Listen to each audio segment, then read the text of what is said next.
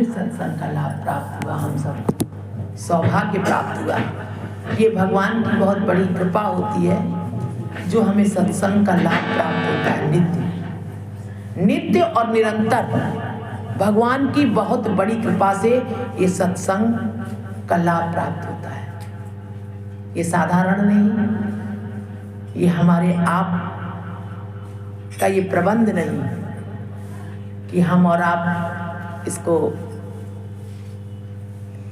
भैया इसकी आवाज जो उड़ रही है ना, आप उसको कम कर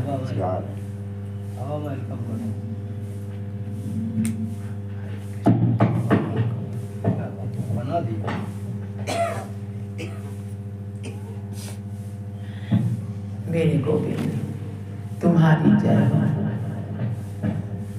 तुम्हारी जय हो प्रभु, सदा जय हो।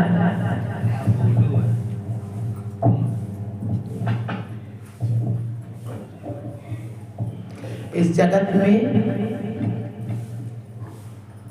गोविंद के अलावा कुछ है ही नहीं।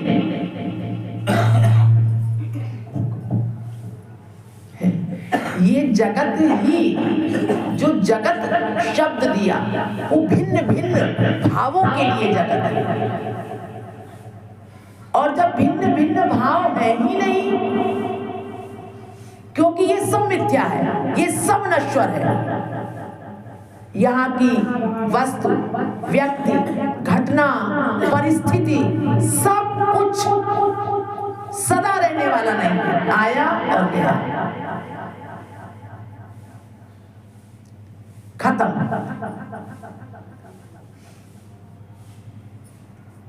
इसलिए ऐसा जानकर के केवल और केवल अपने चित्त को भगवान के चरणों में लगाए रखो। बस इसलिए मनुष्य योनि मिली है। प्रयोजन यही है मनुष्य योनि पाने का। बाकी जगत भोगने के लिए तो बहुत सारी योनियां हैं, तमाम योनियों में हम सब भोग रहे हैं। जीव आत्मा है हम सब, न जाने कितने कितने जन्म ले रहे हैं, करोड़ों जन्म हो गए, करोड़ों जन्म हो गए हमारे, पता नहीं कब से भोग रहे हैं। लेकिन ये तत्व की बात हमें नहीं पता। बस अब ठीक है, तत्व से क्या है? तत्व से यही है कि दृश्य और दृष्टा दोनों एक ही है। वही देखता है और वही दिखाता है, वही सुनता है, वही सुनाता है, वही बोलता है, वही बुलवाता है। लेकिन भाई ये सब सुन लेना और सुनने के बाद में स्थिर रखना और उसी तरह से इसको अपने व्यवहार जगत में उतारना, वैसा ही दर्शन करना, ये इनकी कृपा है। अगर ऐसी दया हो जाए तो जीव हर क्षण वही दर्शन करेगा। इसका उदाहरण है इतना सुंदर कि जिस भगवान ने कहा कि जो साधक होते हैं, साधक को भगवान के चिंतन के अलावा और कुछ दिखता ही नहीं। वृंदावन में गोवर्धन में जो गया प्रसाद बाबा है, सभी जानते हैं, पूरा विश्व जानता है। मतलब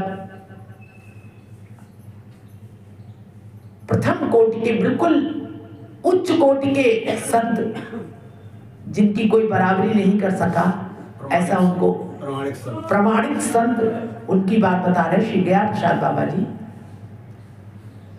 ये भाव की बात बता रहे हैं। तलहटी में जब जाते थे तो बाबा जो अभी हैं इस समय, उनके शिष्य हैं, जो बोलो गोविंद भगवान की, पुष्प गिरता है।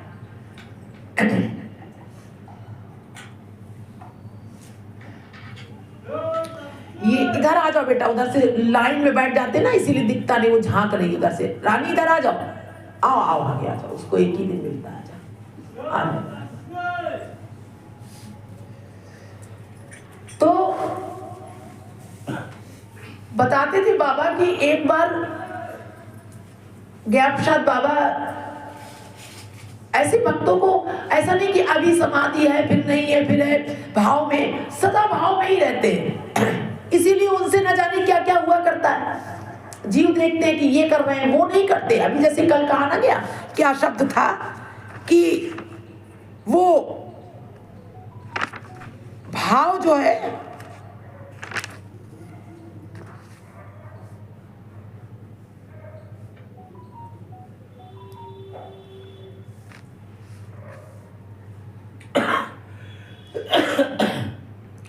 कि वो शक्ति भगवान की उनके अंदर कार्य करती रहती है। वो जब हर समय भगवान के ध्यान में रहते हैं तो बस उनकी वही शक्ति ही कार्य करती, भगवान ही कार्य करते।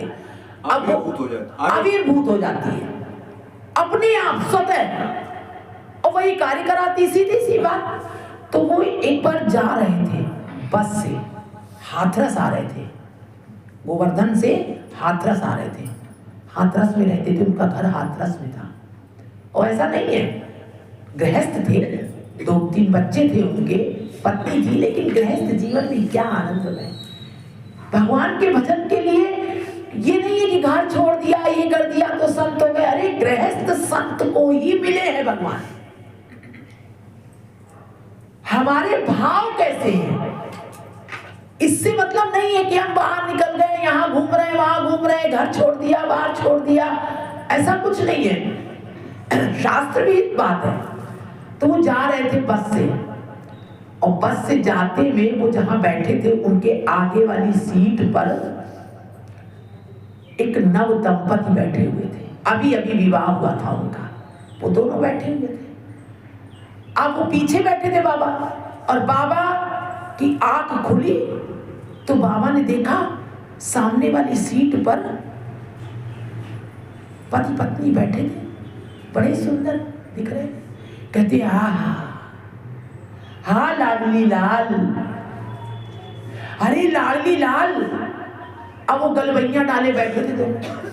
अब वो तो अपनी भौतिक क्रियाओं में थे, अभी नई नई शादी हुई थी। अब संसार की दृष्टि से तो वो अभी भोग विलास में थे। अब वो पति पत्नी थे दोनों, अभी अभी विवाह हुआ था उनका, तो अपने मद में मस्त थे, तो वो उन्होंने गले भैया डाल करके बैठे हुए थे। बाबा कहते हैं हरे लाडली लाल। अब देखिए उनकी दृष्टि, अरे लाडली लाल बैठे हुए, कितनी केली कर रहे हैं, कैसे केली कर रहे हैं, कितने सुंदर। अब बाबा की समाधि लग गई। बाबा के बताते हैं बाबा कि रुदन कर रहे हैं, देख रहे हैं। अब वो अपनी क्रियाएं कर रहे हैं, वो भौतिक क्रियाएं कर रहे हैं देखने में जगत में, लेकिन इनको दिव्यता दिखाई दे रही है उसी में, उनको दिव्यता दिखाई दे रही है। वो अपने राधे श्याम को देख रहे हैं, लाडली लाल को देख रहे हैं बाबा। और बताते पूरे रास्ते भर उनकी समाधि लग गई, वो सीट पर लुढ़क गए बाबा उनको देखते देखते। अब उसी जगह तो और भी लोग बैठे थे, कहते हैं कैसा बेशर्मी कर रहा है, देखो ये कैसे। भाई अपनी अपनी नजर है ना, इस जगत को आप जिस भाव से देखेंगे वही आपको दिखाई देगा। अब बाबा देख रहे हैं, ऐसे ही थोड़ी ना सिद्ध बाबा, सिद्धता की उपाधि मिल गई उनको। अब वो अपने भाव में वो देख रहे हैं। बताते हैं जब बस रुकी, वो तो उतर के जाने कहां चले गए नव दंपति, और बाबा को पकड़ करके उठाया गया। उनको चलने तक का होश नहीं था, वो इतनी समाधि में चले गए। और लेकर के उनको तब आश्रम में लेके आए। बहुत देर में उनकी समाधि खुली। एक पोस्टर देख लिया उन्होंने, अब उसी पर रुदन करने लगे। तो भगवान का जो भक्त होते हैं ना, उन्हें ये जो कहा है ना कृष्णेतर भावना, कृष्ण से इतर उन्हें कोई भावना ही नहीं होती उनके चित्त में।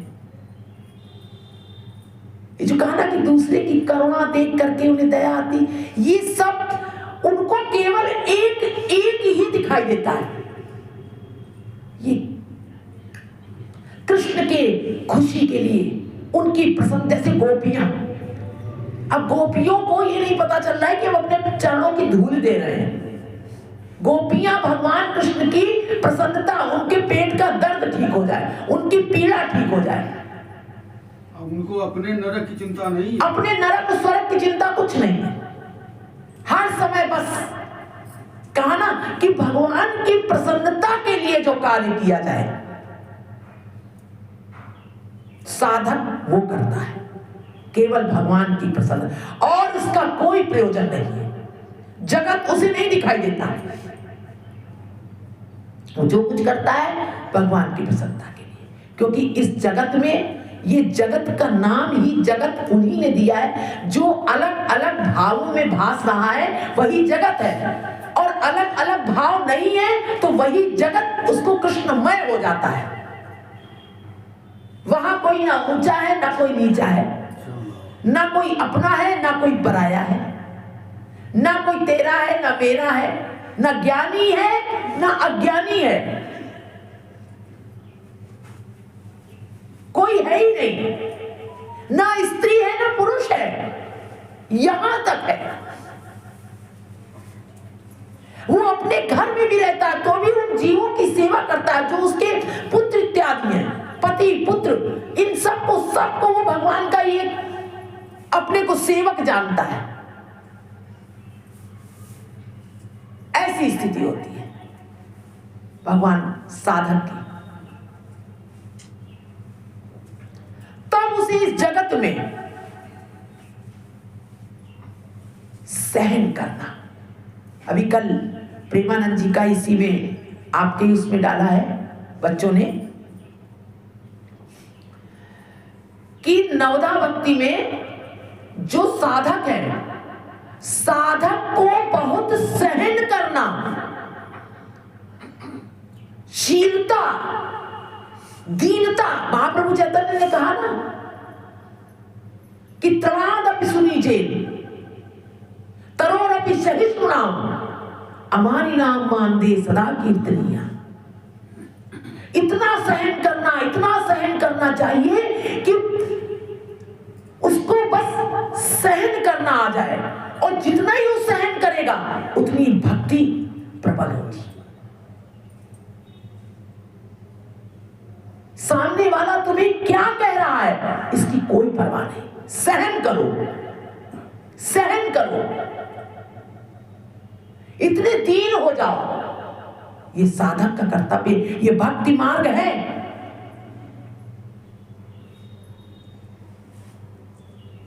साधक वही साधक है जो साधना कर रहा है, जो साध रहा है, जो सहन कर रहा है। बस सहना ही सहना है, इसमें, इस मार्ग में सहना ही सहना है। कैसी भी स्थिति हो बस सहन करो।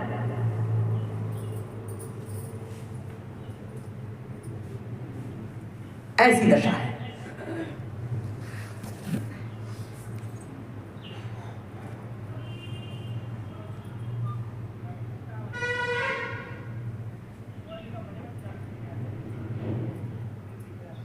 उनके शब्दों में दो शब्द ऐसे तो अलग अलग सुनते हैं, लेकिन प्रकरण बस एक स्थान पर सुने।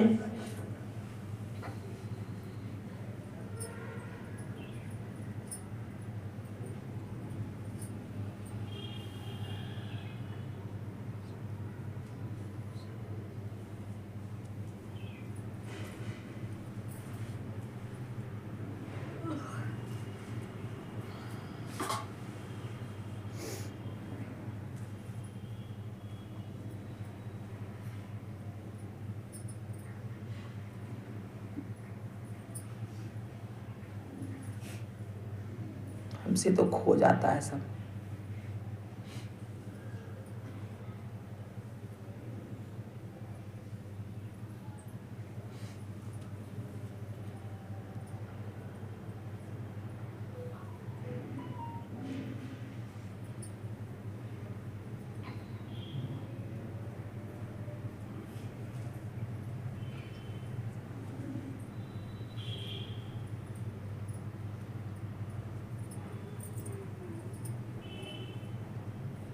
कहां तक सहना बताया?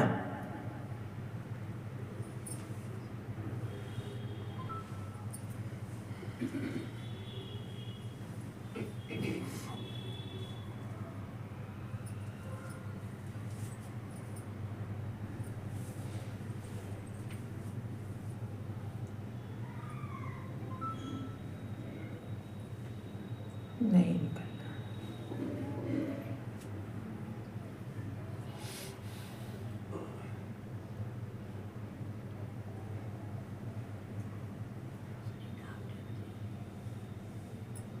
नहीं, फिर ढूंढ के बताएंगे।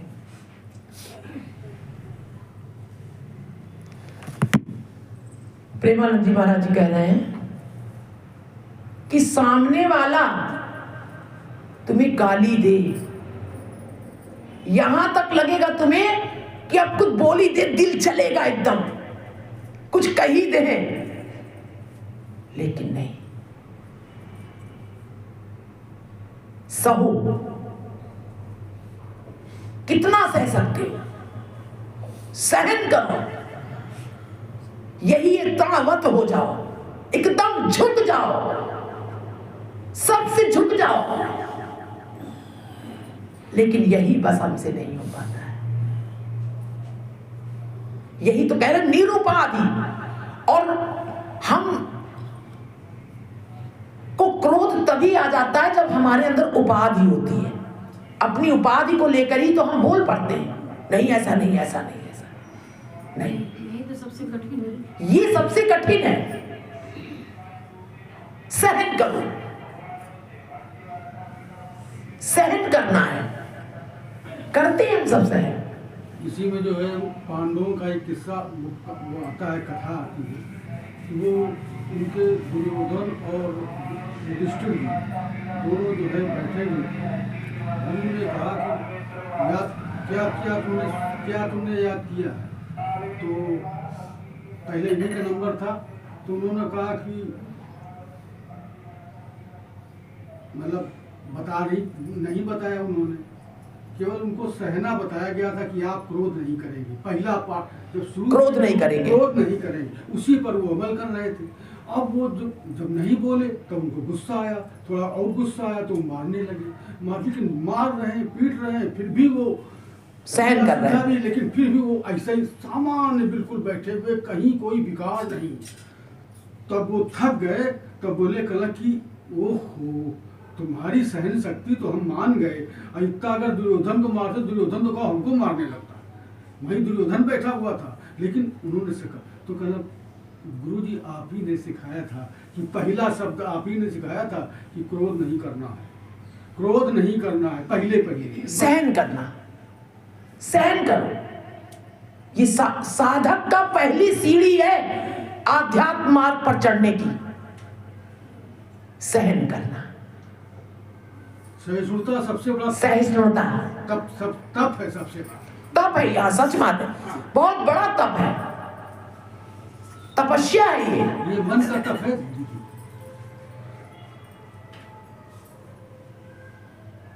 एक प्रकरण दीदी मैं सुनाऊं। लोमस ऋषि मानस में, लोमस ऋषि में अद्वैतवाद के प्रवर्तक थे। वो अद्वैतवाद में ही अपना प्रवचन करते, तो अद्वैतवाद में ही उनकी निष्ठा थी। तो काकभूषणी जो थे, तो वो शर्मा थे पहले। काकभूषणी जी का द्वैतवाद में था, सगुण साकार में था उनकी निष्ठा। तो वो उनके गुरु थे, वो अपनी बात उनको बताना चाहते थे कि आप जो है सगुण में नहीं, निर्गुण की उपासना करो। और वो कहते थे मैं सगुण की उपासना करूं, पहले मैं भगवान राम का दर्शन करूंगा, इसके बाद तब मैं आपकी बात सुनूंगा। बहुत उन्होंने समझाया लोमस ऋषि ने, लेकिन उन्होंने अपनी बात पे अड़े रहे। लोमस ऋषि को क्रोध आ गया, क्रोध आ गया। अब क्रोध आ गया तो उन्होंने कहा तू अपने पक्ष रखता है, जा तू चांडा पक्षी हो जा, काग हो जा, कौवा हो जा। तो कौवा हो गए। लेकिन फिर उनको बोध आया, लोमस जी को बोध आया कि अरे मैं तो अद्वैतवाद का हूं, और क्रोध आता है द्वैत में। जब द्वैत हो जाएगा तभी क्रोध आएगा। इसका माने मुझे क्रोध आ गया, इसके माने मैं जिसकी मैं शिक्षा दे रहा हूं अद्वैत की, और मैं स्वयं अद्वैत से विलग हो गया, मैंने क्रोध किया। उनको बड़ा पश्चाताप हुआ। फिर उनको बुलाया, उनको आशीर्वाद दिया। कहो मैं अपना नहीं बोले कि नहीं प्रभु आपका, आपने जो मुझे श्राप दिया ये मेरे लिए अब श्राप नहीं है आपका, मेरे लिए आशीर्वाद है। और वो कौवा बन के उड़ के अयोध्या की चल दिए काकभूषणी। तो ये है कि मतलब सहन करने वाला जो बात बताई जा रही है कि कभी कभी अद्वैतवादी लोग जिनको क्रोध आना ही नहीं चाहिए, क्योंकि क्रोध तो आता है द्वैत में, क्रोध होता है द्वैत में ही क्रोध आएगा। और अगर अद्वैत है तो क्रोध नहीं आया, लेकिन उनको क्रोध आया, उनको फिर बोध भी हुआ तुरंत कि अरे मैं अद्वैतवाद की ही शिक्षा इसको दे रहा था और मैं स्वयं द्वैत में चला गया, मुझे क्रोध आ गया। उन्हें बड़ा समस्या था। तो कभी कभी ये जो सहन की बात बता रही है दीदी, ये होता है। ये मुनियों में भी जो लोमस ऋषि जैसे लोग थे, उनको भी वो जो है क्रोध आ जाता, मतलब वो भी द्वैत में चले जाते हैं। तो क्रोध आ जाना ये वो जो है अपने बस में नहीं होता, कोई चीज, ये चीज कोई बस की नहीं है। यही सोचना चाहिए कि प्रभु इस जगत में जो भी हो रहा है आपकी इच्छा से, आपकी इच्छा से हो रहा है, आपकी इच्छा से हो रहा है। जो कुछ भी हो रहा है वो आपकी इच्छा से हो रहा है। जिसने ये जान लिया कि ईश्वर की इच्छा से हो रहा है, भगवान ने कह दिया कि एक पत्ता भी नहीं हिलता, मेरी इच्छा से होता है। श्रीमद् भागवत में सबसे पहले जब आ हुई थी तब यही सबने सीखा था कि भगवान की इच्छा से सब कुछ होता है। भगवान ने कहा था कि मेरी ही इच्छा से हुआ। किसी ने कुछ भी कहा, कुछ भी किया, भगवान ने कहा हाँ वो मेरी ही इच्छा से तुमने ऐसा किया था। इतने दीदी अपने दृढ़ हो जाए तो किसी से द्वेष हो ही नहीं, किसी से द्वेष हो ही नहीं। श्रीमद् भागवत में अभी आया था कि जय विजय को जो श्राप मिला कि सब भगवान की इच्छा से हो। भगवान ने कहा वही जय विजय वाली बात हम कहने जा रहे हैं। हाँ, को मेरी इच्छा से ही तुम लोगों को मिला, वो मेरी इच्छा थी। उन्होंने कहा कि प्रभु मुझसे ये कैसे हो गया, तो भगवान ने कहा कोई बात नहीं, ये मेरी इच्छा से आपके अंदर क्रोध पैदा हुआ था, मैंने ही करवाया था। दीदी क्रोध तो भगवान कृष्ण को भी आया है जब शिशुपाल वध किया है। क्रोध तो भगवान को भी आया जब शिशुपाल गाली दे रहा था, तो भगवान ने कहा था तुम्हारी 100 गालियां माफ है। जब 100 से ऊपर हुई, 101 हुई गाली, तो भगवान ने सुदर्शन चक्र से कैसे काटा। तो मतलब एक लिमिट तक ही नहीं इंसान नहीं, भगवान को क्रोध आया तो वो क्रोध का कोई कारण होता है। भगवान का जो क्रोध होता है वो कल्याणकारक होता है, और जो जीव का क्रोध होता है वो अपने स्वार्थ के लिए। बस यही बात है, यही बात। भगवान तो भगवान है, हम लोग तो नॉर्मल इंसान है ना, तो उतना कहाँ कर सकते हैं, लेकिन कर सकते हैं, कुछ लिमिट तक तो कर ही सकते हैं। नहीं, पूरी तरह कर सकते हैं, पूरी कोशिश हम नहीं कर सकते, वो कर सकते हैं। देखिए इसमें जो है हम आपको बताते हैं, हम लोग कौन है, हम लोग उन्हीं का अंश है बेटा, अंश है, लेकिन फिर भी भगवान तो नॉर्मल इंसान, भगवान तो है, लेकिन वो चाहे हाँ तो पंख चले गिरिवर गए, वो चाहे, उन्होंने जीव को ब्रह्म बना दिया, क्योंकि ब्रह्म है वो। जीव आत्मा भगवान का ही अंश है और उसी का ही स्वभाव है, उसका ही तो स्वभाव है। तभी तो कहता है दया करो, करुणा करो, प्रेम करो, आसक्ति ना करो। तो ये सब करो नहीं, ये तो एक भाषा में कहा जाता है करो। कहा कि अपने स्वभाव को प्राप्त हो जाओ। हमारा स्वभाव क्या है, हमारा स्वरूप क्या है, हमारा स्वरूप क्या है, जीव का स्वरूप क्या है? जीव का स्वरूप है निर्लेप। जीव क्या है? भगवान का स्वरूप है। जैसे भगवान के अंदर कोई भी विकार नहीं है, उसी तरह बेटा जीव का स्वरूप है निर्विकार। लेकिन कितना विकार है हम सबके अंदर, है ना? वही तुम कह रही ना कि दीदी हम लोग कैसे हो सकते हैं, लेकिन हो सकते हैं। हम लोग ये गुण साधन ते ना हुई, हम लोग के कुछ करके नहीं हो सकते, भगवान की शरण होकर हो सकते हैं। भगवान से कह दे प्रभु हम जैसे भी हैं, कीचड़ में पड़े हैं तो आप ही के, अंश तो आप ही का है भाई। इसके अंदर जो चेतना है वो है तो उन्हीं की, तो उन्हीं का ही तो गुण होगा। मिर्चा है तो मिर्चे में कड़वाहट तो मिर्चे में ही होगी। उसी तरह भगवान का अंश है तो भगवान ही है, लेकिन उनका अंश होने के कारण उनकी जो स्वभाव है वो हमारे अंदर होगा। लेकिन माया के कारण, ये माया में बद्ध होने के कारण, भोगों में लिप्त होने के कारण वो माया में ढका रहता है स्वभाव। जो स्वरूप है हमारा मल से ढका रहता है। जैसे शीशा है ना, दर्पण, तो दर्पण है तो बहुत सुंदर, लेकिन उसमें क्या है, एक परत जमा है। और अगर दर्पण को पोंछ दो तो क्या होगा, साफ हो जाता है। उसी तरह हम लोग जीव कौन है, हम लोग भोग भोग करके हम लोगों ने जो अपना स्वरूप था उसको भोगों में से गंदा कर दिया है, आवरण हो गया है, इसके ऊपर है नहीं जीव, ऐसा आवरण चढ़ गया है। और अगर भक्ति रूपी, ज्ञान रूपी, शमागति रूपी, साधना रूपी, उस ज्ञान रूपी तलवार से, उससे साबुन सोटे से उसको साफ किया जाए तो फिर वो वैसा ही का वैसा निकल आता है, वैसे ही का वैसा है बिल्कुल। जैसे परमात्मा के गुण हैं वही जीवात्मा के गुण हैं। इसीलिए इतने बड़े बड़े जो संत हुए उनके अंदर निर्विकार वो क्यों है, क्योंकि अब वहां भोग की देह भाव नहीं, उनके देह भाव नहीं है, वो देह से अब अलग हो गए। यानी इसके अंदर से चेतना अलग और स्वतः अलग। तो ये करना है, इस मनुष्य योनि में ही ऐसा हो सकता है। ये स्थिति है बेटा, ये स्थित प्रज्ञ की स्थिति है।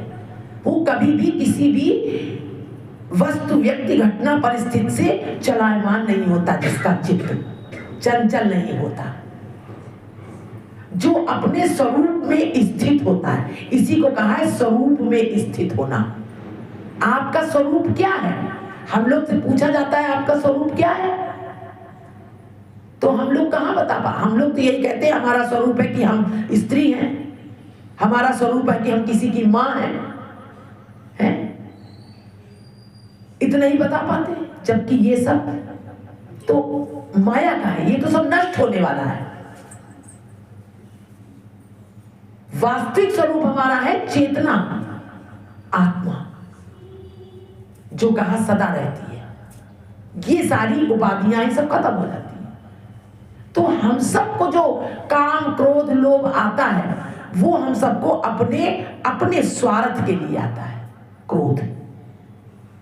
और भगवान का जो कल्याण, और संतों को भी जो क्रोध आता है वो भी कल्याणकामी क्रोध होता है। वो जीवों के कल्याण, वो अपने लिए नहीं करते कुछ, क्योंकि वो अब तो है ही नहीं, वो शरीर में है ही नहीं। वो जीवों के कल्याण के लिए प्रेम भी करते हैं, वो कल्याण के लिए जीवों से, ऐसा है। तो भगवान को जो क्रोध आता है, भगवान कल्याण, भगवान उसको मार कर भी उसको कल्याण कर देते हैं। पूतना को मार कर भी अपना पद दे दिया अपने में। देखो भागवत में है कि सबको भगवान ने जिसका जिसका वध किया, वो ज्योति, शरीर वहीं पड़ा रहा, उसमें से ज्योति निकली और बताते हो भगवान के अंदर समा गई। और जो राक्षस मारते हैं, राक्षस भी वध करता है, वो भी मारता है, तो उसका कल्याण नहीं होता। ये भगवान ने शिशुपाल के 100 अपराध क्षमा किए, तो भगवान उस वरदान की ओर जा रहे थे जो उन्होंने अपनी बुआ को दिया था। भगवान उसके भोगों को नष्ट कर रहे थे, भगवान दया कर रहे थे उसके ऊपर कि किसी तरह से इसके ये अपराध नष्ट हो जाए। इसी तरह से जो भगवान के भक्त होते हैं, जो इस जगत पे देखते हैं कि भोग रहे हैं, परेशान हो रहे हैं, या जितने भी जीव तो अपना प्रारब्ध भोगते हैं, लेकिन भगवान उनको प्रारब्ध भुगाते भुगाते वो भगवान का भजन करते रहते हैं, और भगवान का भजन करते अपने प्रारब्ध को भोगते हुए वो उन भोगों में विचलित नहीं होते हैं, उनका चित्त चलायमान नहीं होता है। ऐसी दशा होती है और भगवान की शरण में बने रहते हैं। इतने तुकाराम है, सबको देखो घर में भूखमरी आ गई, अब पत्नी खत्म हो गई, खाने को नहीं, लेकिन उनको कोई मार रहा है, पीट रहा है, कोई सता रहा है, कभी उन्होंने भूख के मारे किसी की चोरी नहीं की,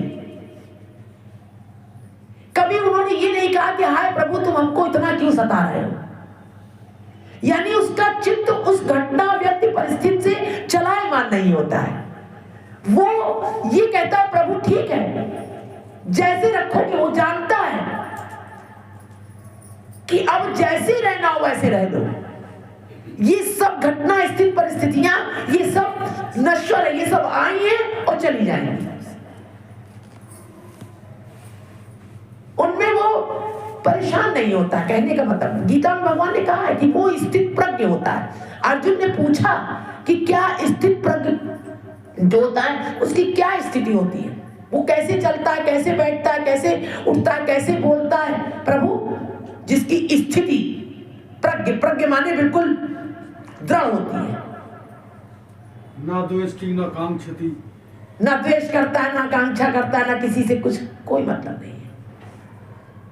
तब भगवान ने कहा हाँ, कहले क्या उसको कोई कष्ट होता है या कोई दुख सुख में वो क्या चलायमान नहीं होता? भगवान ने कहा नहीं, उसको भी दुख सुख सब होता है, लेकिन उसको क्षमता मैं दे देता हूं क्योंकि वो मेरी शरण में है। उसको वो सब भोगने की क्षमता मैं देता हूं और उनको सबको पार करता हुआ वो मेरी शरण में रहता है। ये तो काम, क्रोध, लोभ सब है, लेकिन वही जब कन्वर्ट कर दिया जाता है भगवान की ओर, वही सब शुद्ध हो जाते हैं। महाप्रभु चैतन्य ने क्रोध किया जगाई मधाई को, कहा जब देखा कि एक वैष्णव को उन्होंने, निमाई पंडित को उन्होंने मार दिया, वही कुल्हड़ उठा करके, खून बह रहा था और वो कह रहे थे भजन करो भैया, भजन करो। जब देखा कि प्रचार के लिए तो महाप्रभु चैतन्य ने ही भेजा था, जब देखा कि इनके खून बह रहा है और जगाई मधाई धुत है शराब में, नशे में, तब भगवान समझ गए। भगवान ने कहा चक्र, जैसे ही चक्र कहा वैसे वो गिर पड़े, निमाई जो थे उनके चरणों में गिर गए। नहीं प्रभु, इसका वध ना करें आप, दया करिए, दया करिए। ये है करुणा, भगवान की दया। तो साधक जो होता है वो बहुत दयालु होता है और बहुत सहन करता है। सहन करना चाहिए, अगर सहन नहीं करता तो साधक नहीं है। उसको दयालु होना चाहिए, उसको सहन करना चाहिए, और जितना ही सहन करेगा उतना ही भक्ति उसकी पुष्ट होगी। आप देख लो, अपने अंदर उतार के देख लो, उतनी ही उसके अंदर क्षमता आती जाएगी, आएगी। तो सहन करना चाहिए, सहन करो। क्यों सहन करो? क्योंकि ये सब भगवान की कृपा से होता है। इस जगत में जिसने ये जान लिया कि भगवान की बिना कृपा के कुछ नहीं हो सकता, जो कुछ भी होता है वो ईश्वर की इच्छा से होता है। हमें सुख मिल रहा है, दुख मिल रहा है, हमें कोई अपमानित कर रहा है, हमें कोई सम्मानित कर रहा है, सब में सम रहो। लेकिन ये कहने में सरल है, करने में बहुत कठिन है। कठिन उसके लिए है जो स्थित प्रज्ञ नहीं है, जो देह भाव में है उसके लिए, जो देह भाव में है उसके लिए कठिन है, और जो देह भाव में नहीं आत्मानंद है, आत्मानंद है। क्योंकि भगवान श्री कृष्ण कहते हैं कि हम आत्म रूप में सब में स्थित हैं। सब में स्थित। भगवान राम ने भी यही कहा, हम आत्म। तो हम किससे द्वेष करेंगे जब सब में वही है? तो सहन कर लो शांत होकर के, आनंद से। प्रभु ये मेरी परीक्षा है, ये आप ही तो हैं, आप ही तो इस रूप में, भगवान का जगत का वो स्वरूप है। नामदेव जी ने कैसे कहा कि वो भूत प्रेत जो था वो इतना बड़ा आकाश तक उसका लंबा, बिल्कुल उनके एकादशी को कीर्तन होता था और सारे वैष्णव भगवान का भजन कर रहे थे, और रात्रि में प्यास लगी तो उन्होंने कहा कि मटका उठाया, उनका प्यास लगी है, तो एक वैष्णव जो थे उठे, कहने लगे कि चल ले आए नदी से पीछे से। हम देखा एक नाथ जी के यहाँ पैठण में पीछे नदी बहती है, तो वहीं से जा रहे थे जल लेने, तो एकनाथ जी ने मना किया कि नहीं, मैं जाऊंगा लेने, आप सब बैठे। प्यास लगी भजन करते करते, तो उन्होंने कहा हम जाते हैं।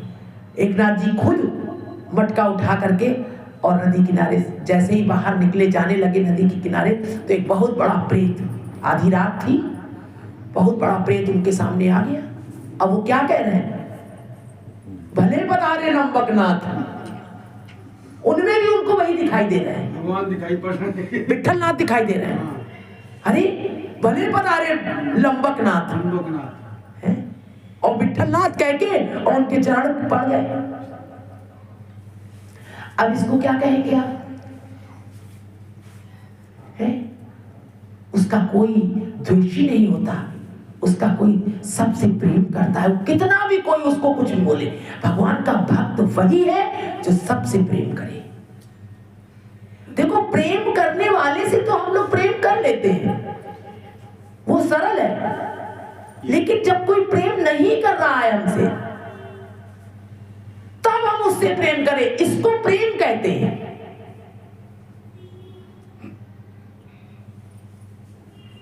कोई हमसे द्वेष कर रहा है फिर भी प्रेम करें, कोई हमसे क्षमा मांग रहा है उसको तो सब क्षमा कर देते हैं, क्षमा उसका नाम नहीं है।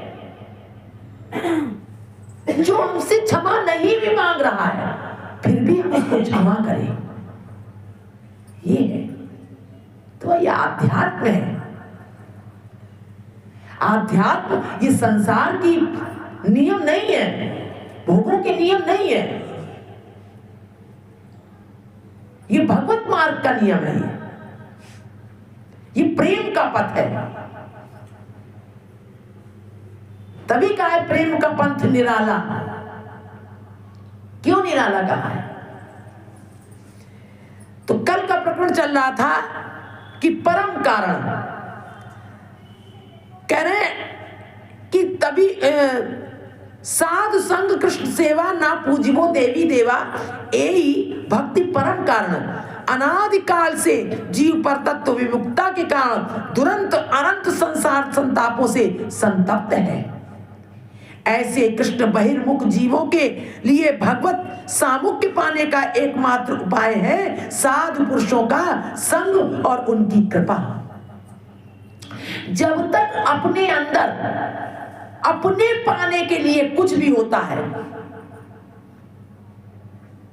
अपने को लेकर के, तब तक समझो कि अभी हमारे अंदर जीवत्व तो है, जीव भोग रहा है वो। इसके अंदर एक जीव और आत्मा है ना, तब तक वो जीव भोग रहा है। और जब अपने अंदर खुद समझो, जब अपने अंदर अपनी कोई अहंता, ममता, आसक्ति, अपना मान सम्मान सब खत्म हो जाए, तब समझो कि अब इसके अंदर आत्म तत्व जागृत हो गया है, अंकुरित हुआ है, अब वो प्रस्फुटित हुआ है। करके देखो।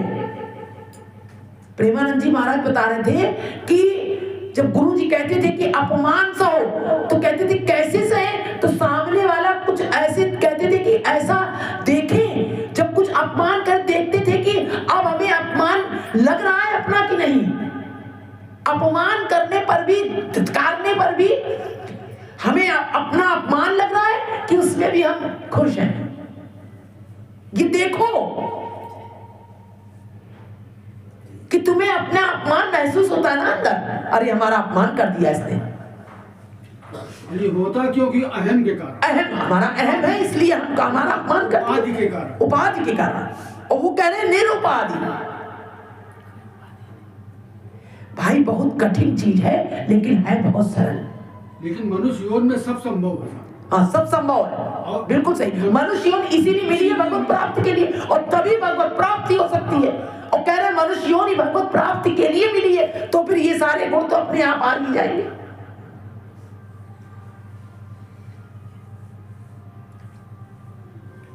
तो उसको सहन करके देखो कि अब हमें कोई अपमानित करता है, कोई हमें क्या करता है, हमें अंदर उसका आभास तो नहीं हो रहा है। चित्त तो हमारा चलायमान नहीं हो रहा है, तब समझो कि अब आत्म जागृति हुई है। आत्म जागृति तभी हुई हो जब तक हमें काम क्रोध आसक्ति है, तब तक समझो अभी जीव भोग रहा है, अभी ये भोग रहा है, अभी आध्यात्म मार्ग पर नहीं आया। लेकिन इसके लिए भगवान ने कहा इसके लिए अभ्यास करो। कहा अर्जुन ने कि प्रभु मन तो ये बड़ा चंचल है, ये एकाग्र नहीं होता। कह लगे हाँ ये बात तुम्हारी सत्य है, लेकिन अभ्यास करने से ये स्थिर हो सकता है। ये भी कहा अभ्यास और वैराग्य से, अभ्यास और वैराग्य से ये वश में हो सकता है। इसका अभ्यास करो, ऐसा नहीं कि नहीं हो सकता, हो सकता है। वैराग्य और अभ्यास करो तो धीरे धीरे साधक जो है वो सहन करता है। भगवान ही उसके सामने ऐसी ऐसी स्थितियां लाते हैं कि अब ये क्या करता है। तो कह रहे साधु संग को छोड़कर अन्य किसी भी उपाय से अनादि कर्म संस्कारों से, अनादि जो बहुत समय से हमारे कर्म संस्कार हैं उनसे दूषित हुआ चित्त राग देश आदि कषाय से शून्य होकर भगवत भजन में प्रवृत्त नहीं हो सकता। राग देश कषाय कसैले हैं, ये बड़े विषैले हैं ये राग देश।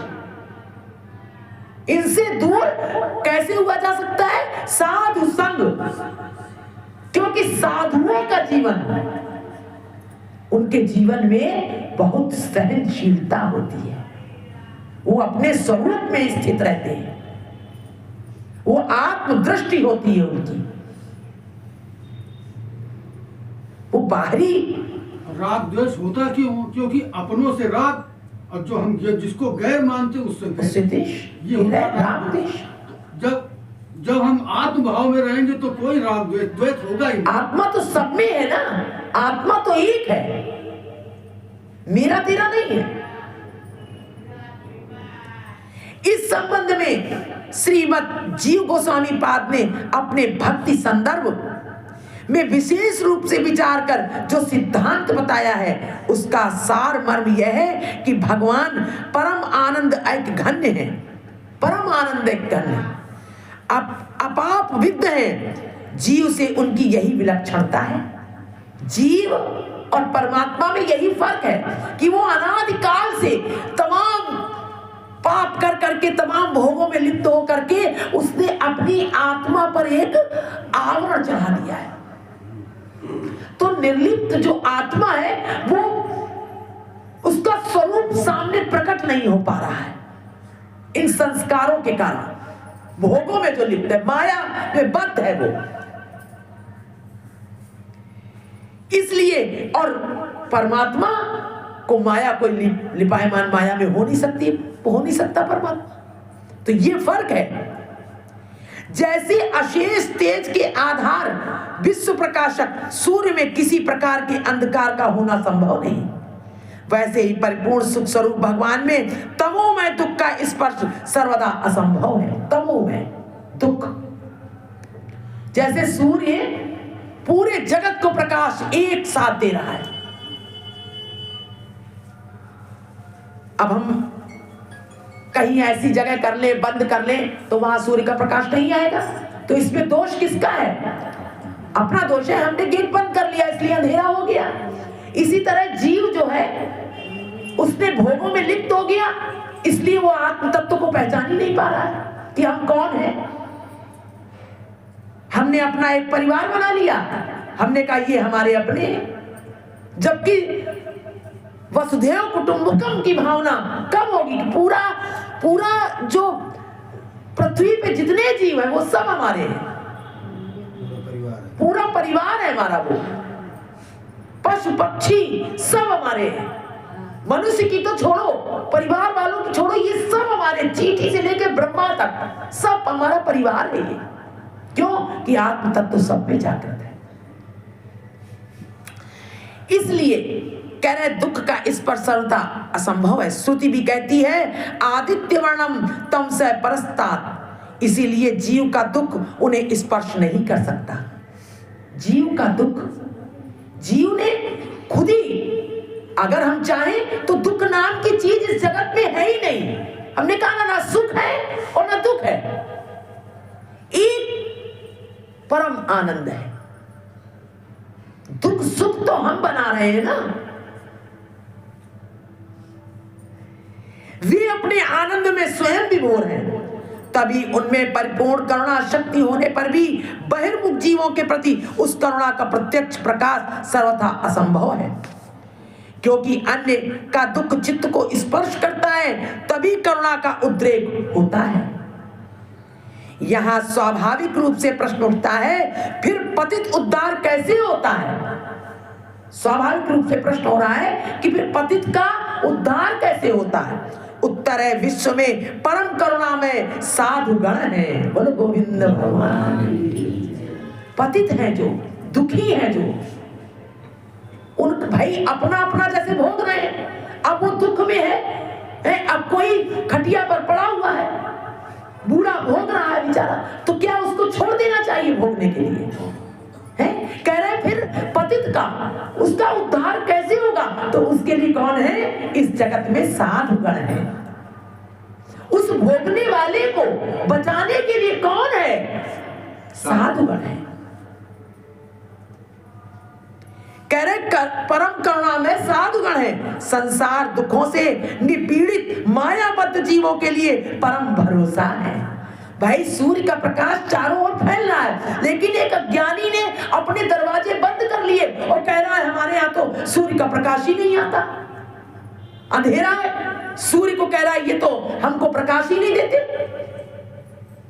तो वहां पर कोई ज्ञानी आएगा, साधु महात्मा, कहेगा भैया ये अपना दरवाजा तो खोलो, देखो सूर्य तो बराबर सबको प्रकाश दे रहा है। जैसे ही खोलेगा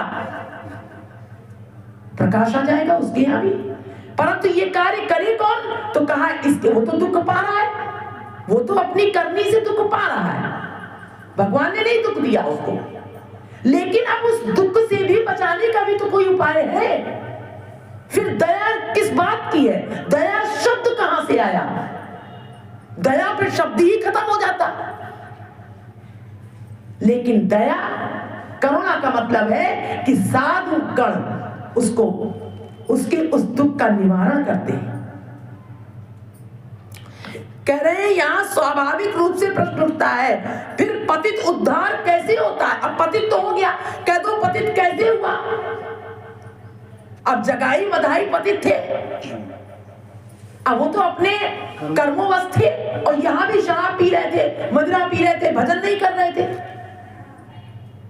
और उनके उद्धार के लिए ही तो भगवान ने चारों ओर भगवत प्रचार के लिए भेजा अपने साधु संतों को कि जाओ जीवों का उद्धार करो, किसी तरह भगवान का भजन करें, संसार में भोगों से हटे। और वहां गए तो वही जगाई बधाई उन्हीं का जो कल्याण कर रहे हैं, उन्हीं को पत्थर मार रहा है। अब उसे तो ज्ञान नहीं है कि ये हमें इस योनि से बचाने के लिए, हमारे नर्क में जाने से हमें बचाने के लिए कर रहे हैं कि हम शुकर पुकर योनि में ना जाए, और उन्हीं को ईंटें मार रहा है। साधु अब इसलिए साधु है, अब उनको बचाने के लिए भगवान ने क्या किया कि अपने जनों को भेजा कि जाओ जीवों का कल्याण करो, जाकर के इन्हें हर चर्चा सुनाओ जाकर के, जिससे इनका कल्याण हो।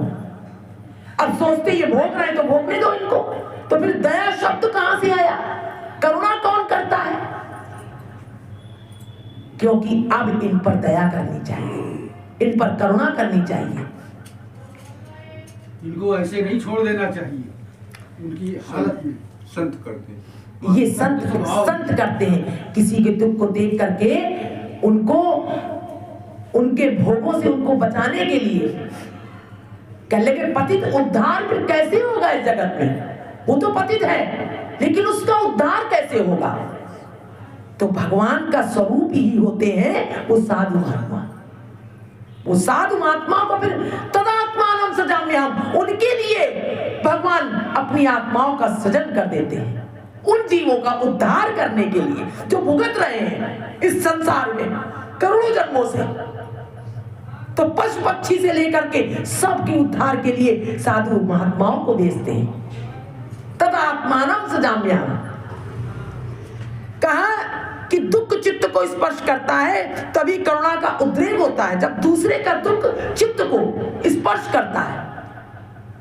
और दूसरे का दुख चित्त, सबके चित्त को नहीं स्पर्श करता। देखो ना, कितने बगल में कोई खा रहा है पी रहा है, नहीं कोई मतलब नहीं, उसका दुख किसी के चित्त को स्पर्श कर रहा है।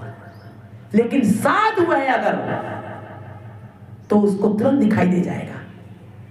इस जगत में कितने दुखी घूम रहे हैं, लोग झड़क देते हैं, आया बेचारा मांग रहा है, उसके चित्त को नहीं उसका दुख स्पर्श किया। लेकिन उसी जगह अगर कोई दूसरा व्यक्ति है, एक व्यक्ति कहता है अरे अरे भैया अभी तुमको हम देते हैं, तो ये कौन है? साधु है। उसके चित्त को स्पर्श किया, उसी जगह उस दूसरे के चित्त को स्पर्श नहीं किया, दूसरे का दुख। तो कहना यहाँ स्वाभाविक रूप से प्रश्न उठता है, फिर पतित उद्धार कैसे होता है? उत्तर है, विश्व में परम करुणा में साधु गण है। संसार दुखों से निपीड़ित मायाबद्ध जीवों के लिए परम भरोसा है। परमानंद में साधु भी नित्य निमज्जित रहते हैं। परमानंद में साधु तो अपने परम आनंद में नित्य निमज्जित रहते हैं, लगे रहते हैं अपने आनंद में। किंतु जैसे निद्रा से जगा व्यक्ति स्वप्न में देखे सुख दुख आदि की बात याद कर सकता है, वैसे ही मोह निद्रा से उठे साधु जन भी मायाबद्ध जीवों के दुख दुर्दशा की बात याद कर उन पर कृपा करने को प्रवृत्त होते हैं। उनकी दुख दुर्दशा को याद आ जाती है उन्हें कि ये जो दुख मिला है अब इससे इसकी दुर्दशा होने वाली है। ये जो इसके सामने स्थिति आई है, कह रहे हैं कि मायाबद्ध जीवों के दुख दुर्दशा की बात याद करके, दुख और दुर्दशा कि अब इन पर अगर दया नहीं होगी, दया नहीं की जाएगी, तो फिर इनकी बहुत दुर्दशा होगी। अब संसार में बहुत परेशान हो जाएंगे ये। तो कह रहे हैं उन पर कृपा करने को प्रवृत्त हो जाता है। वो साधु एक उद्देश्य स्वीकार करके, एक उद्देश्य कि किसी तरह से इसकी दुर्दशा, ये संसार में दुखी ना रहे, परेशान ना हो। सिर्फ उनका एक ही निमित्त यही कारण रहता है और कोई कारण नहीं। ना उन्हें किसी से द्वेष है, ना किसी से उन्हें पाना है कुछ, ना उन्हें देना है कुछ, ना उन्हें मोह है, ना उन्हें आसक्ति है, ना उन्हें कर्म करना है, सिर्फ दया। और वो दया क्या कहा, वो वहां से चलती है, दया के स्रोत से, दया के स्रोत से चलती है, वो साधु में उतरती है और साधु से फिर मायाबद्ध जीवों में कार्य करती है। लेकिन ये माध्यम बना दिया, माध्यम बनाया है, लेकिन देखने वाला जीव समझ नहीं पाता। वो समझता है ये कर रहा है, वो कर रहा है। कौन कर सकता है? बगैर उसके कोई कार्य नहीं हो सकता। कृपा करने को प्रवृत्त होते, इसलिए भगवान की जो करुणा महतगण के हृदय में विराजती है। महतगण, महात्मा, संत महात्मा, उनके अंदर विराजती है वो करुणा, भोगी के अंदर नहीं, सांसारिक जीव के अंदर नहीं, स्वार्थी के अंदर नहीं, मेरी तेरी के अंदर नहीं विराजती है, महत गणों के अंदर विराजती है ये करुणा। वो महत की कृपा को ही वाहन बनाकर, महत की कृपा को वाहन बनाकर जीवों में संक्रमित हो जाती है। देखा कितनी सुंदर बात है। जैसे उसका स्वरूप दिखाई दे रहा है, करुणा भगवान से निकली और महात्माओं के अंदर प्रवेश कर गई, वाहन बना लिया, उस पर करुणा बैठ गई, वही घूम रही चारों तरफ, और वही घूमती है। फिर वो उन दुखियों पर बरसती है, दया बरसती है उनके ऊपर। वो साधुगण भी करता नहीं है। करी गोपाल की, करी गोपाल की सब होए, वो यही कह देता है भैया, करी गोपाल की सब होए। वो महात्मा गण भी करने वाले नहीं है, कोई कुछ करने वाला नहीं है। कहीं भी करुणा बरस रही है, कहीं भी दया बरस रही है, वो भगवान की करुणा बरस रही है बच्चा, दया बरस रही है।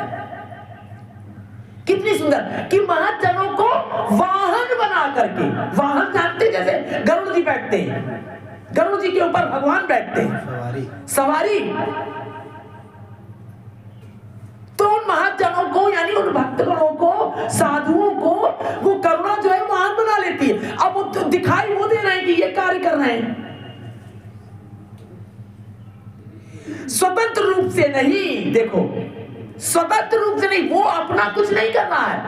साधु महात्मा के तो चित्त में भी कुछ नहीं है, वो तो अपने मगन है भगवान में, लेकिन कहीं ना कहीं से आ जाती है, वो करुणा करने लग जाते हैं, वो कार्य करने लग जाते हैं जगत में। फिर यह साधु महत कृपा साधु संग के बिना अन्य किसी उपाय से प्राप्त नहीं हो सकती। फिर कह रहे हैं यह साधु महत कृपा, ये जो कृपा अगर और जीव भी पाना चाहते हैं तो वो उन्हीं के संग से प्राप्त हो। तो संक्रमण हो जाएगा ना, जैसा संग करोगे तुम्हें भी वैसी दया करुणा आने लगेगी, तुम भी महान हो जाओगे उस करुणा के। तो इन साधु संग करके ही ये हो सकता है, नहीं तो जीव ही रहेगा। संगत का असर हो जाता है। संगत बहुत सुंदर प्रकरण है, किसी से शिकवा शिकायत कुछ है ही नहीं भाई, कार्य तो कुछ और हो रहा है, कार्य तो कोई करने वाला कर रहा है। इस जगत में हम सब कुछ करते ही नहीं है, लेकिन हम समझते ही कि हम कर रहे हैं। दया तो दया के सिंधु से आ रही है। दया सिंधु दया करता है।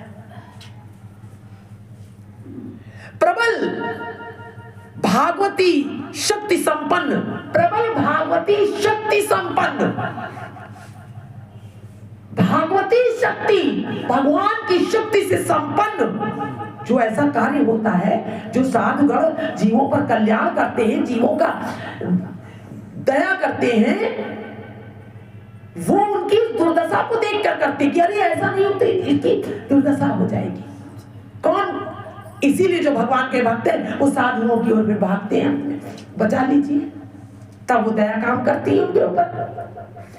तो कह रहा है प्रबल भागवती शक्ति संपन्न साधु महात्माओं की देह इतनी पवित्र होती है कि उनके हृदय में स्थित भक्ति की आलोक किरणें चतुर्दिक बिखर कर चारों ओर के लोगों के चित्त में पवित्र भाव का संचार कर देती है। कितनी सुंदर बात है। वो जो प्रबल भागवती शक्ति, जो भागवती शक्ति है वो उनके अंदर रहती है।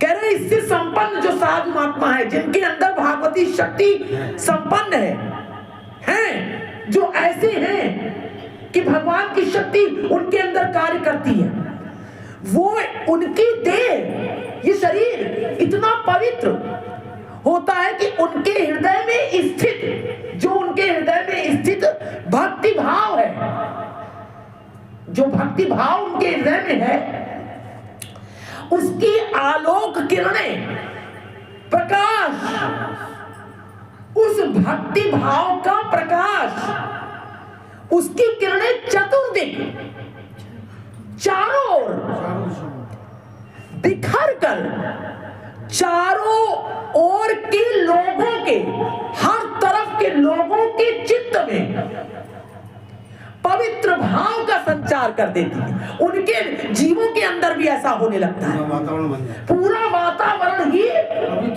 पवित्र हो जाता है और सब उसी भक्ति भाव में झूमने लगते हैं। पूरा वृंदावन हो जाता है, पूरा वृंदावन। वो उस भाव, वो उस भक्त के कारण ऐसा होता है। एक भक्त, इसीलिए कहा है एक भक्त अगर जहां रहता है, उसके हृदय की जो अंतरात्मा है ना, उसकी किरणें जो फैलती हैं, उसका कह रहे हैं आलोक माने प्रकाश, उसके सूर्य का प्रकाश जैसे फैलता है, ऐसी किरणें देखी हैं, ऐसे ही उस जीव आत्मा का भक्ति भाव का प्रकाश जो है वो जीवों के अंदर फैल जाता है चारों, और वो भी सब भक्ति भाव में हो जाते हैं। साधु संग की ऐसी मही ऐसी शक्ति है, पूरे तीर्थ आदि में प्राय ही साधु समागम होता है। वहां वैसा साधु संग अपेक्षाकृत सुलभ होता है। वहां तो कह रहे तीर्थ स्थानों में तो प्राय होता ही रहता है और साध संग होता, वहां वैसा साध संग अपेक्षाकृत सुलभ होता है। इन साधु महात्माओं के श्री मुख से श्री हरि कथा सुनते सुनते जीव के चित्त में भगवान के प्रति श्रद्धा उत्पन्न हो जाती है।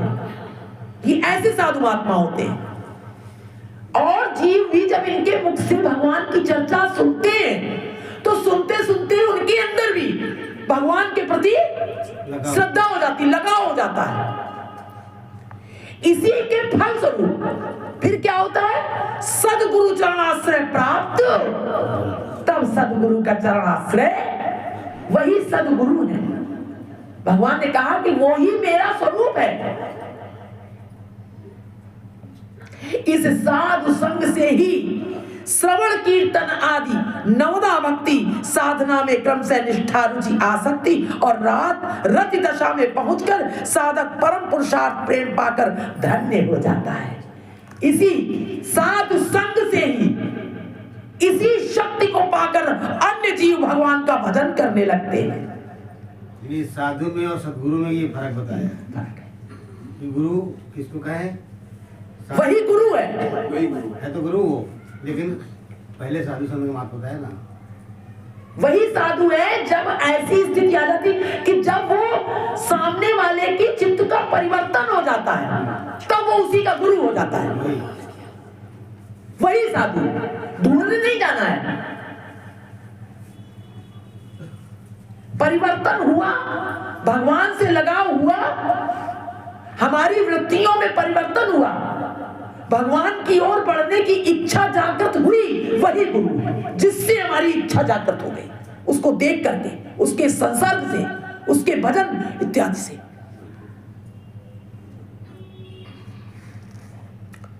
कह रहे हैं कि साधक परम पुरुषार्थ प्रेम पाकर धन्य हो जाता है।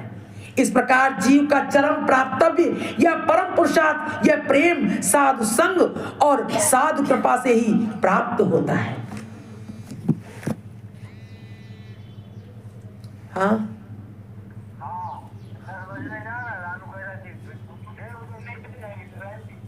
है?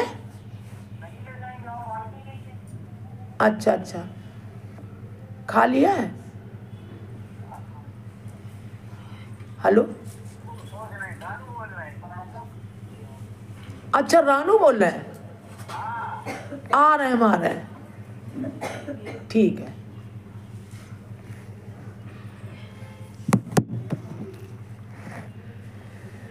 तो इसी के फलस्वरूप सद्गुरु चरणाश्रय प्राप्त होता है। इस साधु संग से ही श्रवण कीर्तन आदि नवदा भक्ति साधना में क्रम से निष्ठा रुचि आसक्ति और रति दशा में पहुंचकर साधक परम पुरुषार्थ प्रेम पाकर धन्य हो जाता है, कल्याण हो जाता है उसका। इस प्रकार जीव का चरम प्राप्तव्य यही प्राप्तव्य कि भगवान से लगाव हो जाए। उद्देश्य यही है, भगवान से प्रीति हो जाए, भजन कीर्तन करने लगे, उसके अंदर परिवर्तन हो जाए, दया आ जाए, करुणा हो जाए, ममता हो जाए, समता हो जाए, प्रेम बिखर जाए। यह प्रेम साधु संग और साधु कृपा से ही प्राप्त होता है। यह प्रेम साधु का संग और साधु की कृपा, वो चाहता है कि सब जीवों में प्रेम हो जाए, कल्याण हो जाए सबका। तभी कहा गया है भक्तिस्तु भगवत भक्त संगेन परिजायते सत्संग प्राप्यते पुभिम सुकृतये पूर्व संचितये। अर्थात भगवत भक्त के संग से भगवत भक्ति उत्पन्न होती है, भगवान के भक्त के संग से भगवत भक्ति उत्पन्न होती है। भक्ति ऐसे नहीं उत्पन्न होती है, भजन करना वो सब अलग है, लेकिन हृदय तत्व से जो भजन करता है वो एक किसी साधु के संग से पूरा का पूरा समाज परिवर्तित हो जाता है। पूर्व संचित सुकृति वाले व्यक्ति को ही सत्संग मिलता है। ये बात और कहती है, पूर्व संचित सत्संग सबको नहीं मिल पाता है। पूर्व संचित, पहले कुछ अच्छे कर्म किए हैं संचित माने इकट्ठा, पूर्व माने पहले, पहले कुछ संस्कार अच्छे किए हैं तब सत्संग मिलता है। समय समय पर आता, जब तक उसके पूर्व में जो कर्म है वो नहीं होंगे तब तक वो सत्संग, जब उसके पूर्व संचित होते हैं, सुकृति वाले, सुकृति सुंदर कुछ कार्य किया तब उसे सत्संग प्राप्त होता है। साधु संग, साधु संग, साधु संग, साधु संग सर्वशास्त्रिक है और लव मात्र साधु संगे सर्व सिद्धि है। अतः ऐसे साधु संग की कोई तुलना नहीं है, ऐसे साधु संग की जिससे कि जीवों का हृदय परिवर्तित हो जाए, सत्संग हो, भगवत चर्चा हो, उसकी कोई तुलना नहीं है। कह रहे हैं तब श्रीमद् भागवत में आया है, तुलयाम लवेनापि न स्वर्ग न पुनर्भवम भगवत सत्संगति संगे मत्सरण्याम कुमुताशित, अर्थात अति अल्प काल का साधुसंग जो फल देता है उसके साथ स्वर्ग या मुक्ति किसी की तुलना नहीं है। न स्वर्ग और न मुक्ति की कोई तुलना नहीं है। थोड़े से समय का भी साधुसंग बहुत फल देता है। मध्य मानव के भोग के तुच्छ राज्य संपत्ति सुख के साथ उनकी तुलना नहीं हो सकती।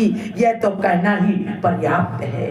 मनुष्य के बस की बात नहीं है ये समझ पाना कि उसे कैसे प्राप्त हुआ है।